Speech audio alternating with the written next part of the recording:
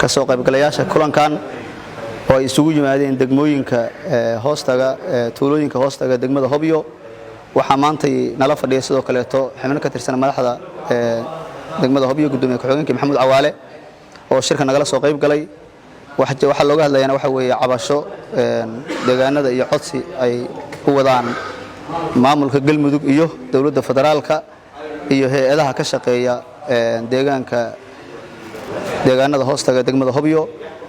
maantay runtii aad iyo aad ay sharaf weyn noogu tahay intaan uga soo qayb galno annagoo madaxda dhex fadhiso sidoo kale waxaan u mahad celinayaa baaha saxaafadda waxaan rabaa ajendaha waxa gali doona rag iga dambeeya insha Allah ta'ala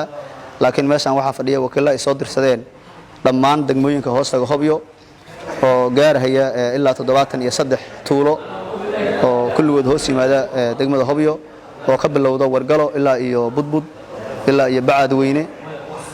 ilaa iyo Xindaw oo xaqiisa Ceeluur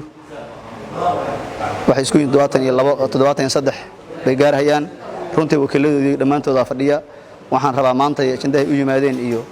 waxa faahfaahin doona dhammaan waxa ka jira rag iga dambeeya waa deegaan baaxadiisu gaarayo ilaa 500 kilomitir isku weer oo aysan jirin wax si toos ah u hawlgala oo hadda la isku halay karo ayna ka jiraan waxyaalo fara badan oo ay ka mid tahay cudurkii coronavirus marka kalkaleed lagu sameeyo deegaanka gaalkacay dadka imaanaya waxay u badan yihiin degmada Hobyo sidoo kale waxa saameyn ku leh wali abaartii oo 60% saameysay